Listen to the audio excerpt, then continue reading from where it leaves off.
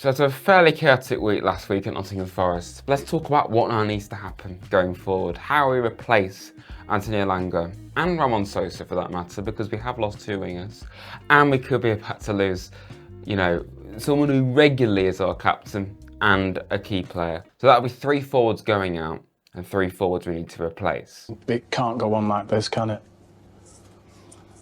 It can.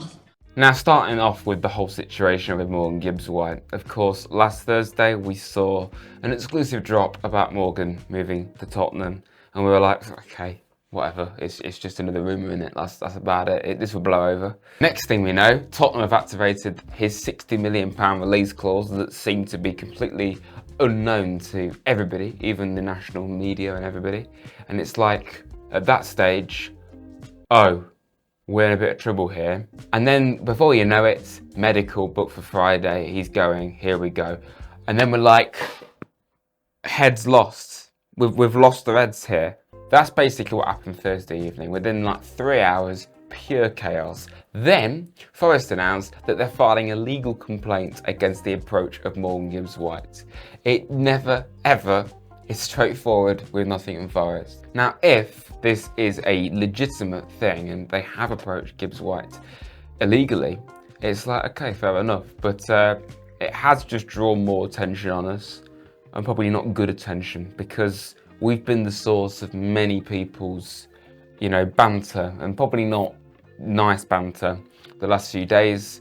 And that's not really a shock. But I think all this is really going to do is just delay the inevitable. I can't see Gibbs-White staying.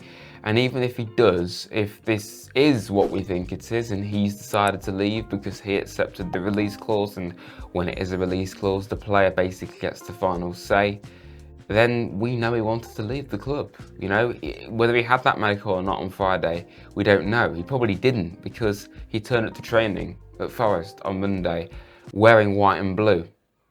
Great thinking, Morgan. Really good colours there. It looked good on you. It does. Obviously, I mean, you know, just what you're wearing there looks good. It suits you. Nothing to do with the fact that, you know, it's Tottenham's colours. I think he thought he was turning up to England. That's what it was. I've got it. Yeah. Hello. Hang on, mate. Fancy seeing you here. But the latest news on this story makes Gibbs-White look even worse, because we have apparently been trying to give him a new contract for over a year, which would remove that buyout clause and give him a pay rise. I think even make him the highest earner. There's also been another report saying that he doesn't want to leave Forest on bad terms, but he is keen on the move.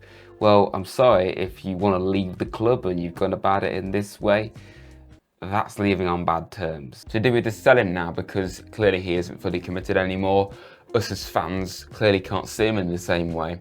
Or do you just keep him around because he's a great player? It's a tough situation now.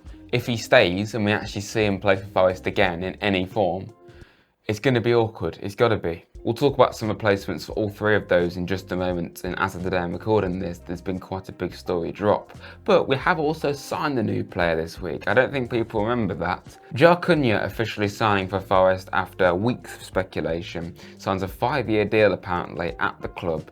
And yeah, this one's been a long-standing interest from us. A second player we've signed from Botafogo, a centre-back to bolster what is already a great set of centre-backs. Is this to upgrade Morato? Is he going to come in and do a Morato-like role? Are we going to play a back 3? So therefore Morato can still play occasionally? But if it is a 2-man centre-back pairing, I'm a bit confused, because then there's 6 centre-backs competing for 2 spots when you consider David Carmo's now here and Zash Abbott. What's his future?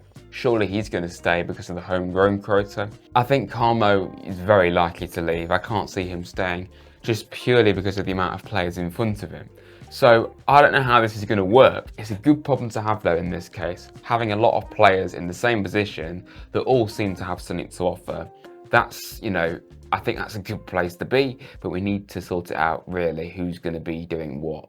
But in terms of more players coming in, let's talk about a very fresh story that's dropped the day I'm recording this. So we don't know quite as much about the likelihood of it, but it does appear to be a very big target for us. This being Jacob Ramsey from Aston Villa. This is more of a Elanga / Sosa replacement, a winger option basically. He's a left winger, but I believe he can play as a number 10 too. I think he started as a number 10 anyway.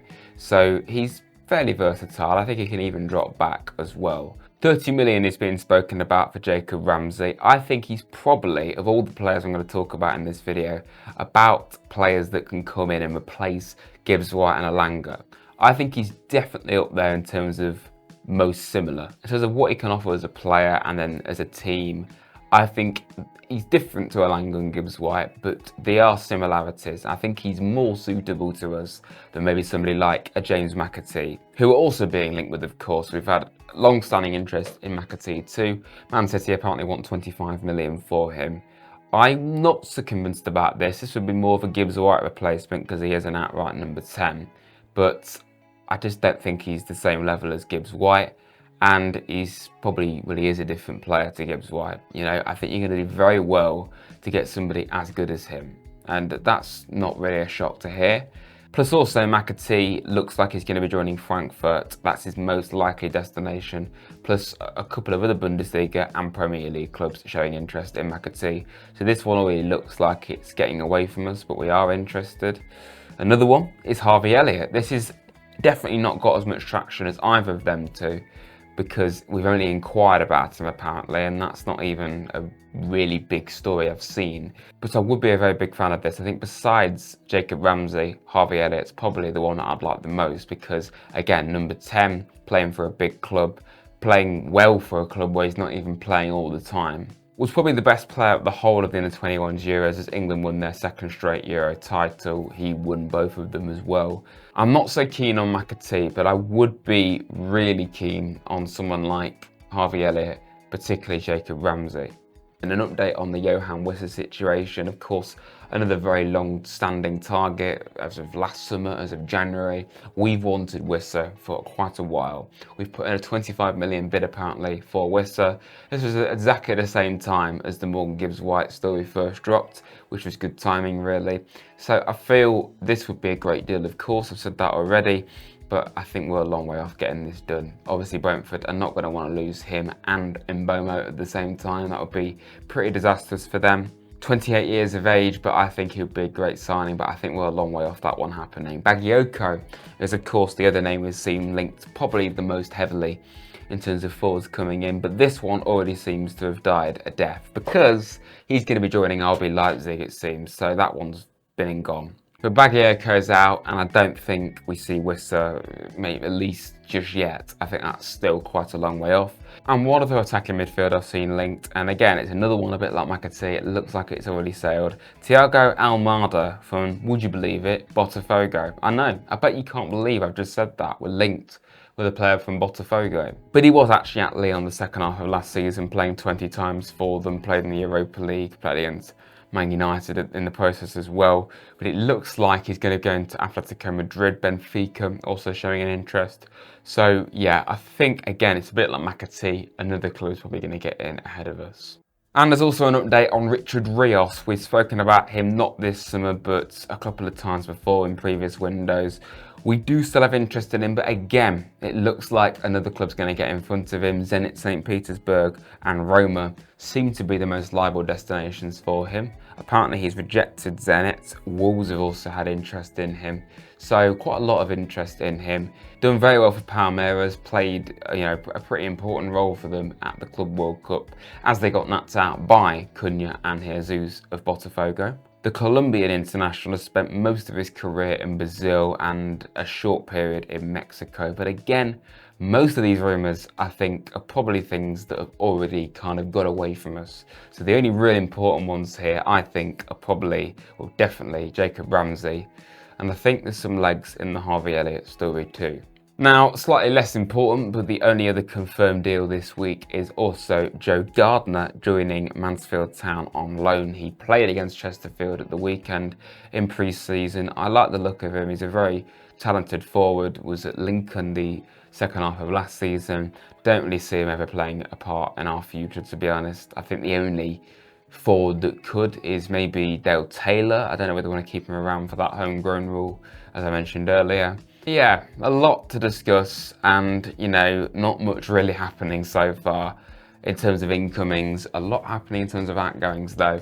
So yeah, thanks for watching this everyone. I will of course keep you updated as more things happen. I try to keep these as up to date as possible. I've actually re-recorded this because of the Jacob Ramsey story, because it felt very significant. So yeah, thank you for watching everyone. Please do us a favour, like, subscribe to Rads if you're new to the channel. It goes a very long way. If you want, you can follow my TikTok as well. I've started a TikTok over there on TikTok, shockingly. So yeah, please go follow that, because I basically post all of my YouTube short content over there. It's basically the same as on here, but just on another platform. So please go and check that out if you want. That's enough plugs, and up the Reds.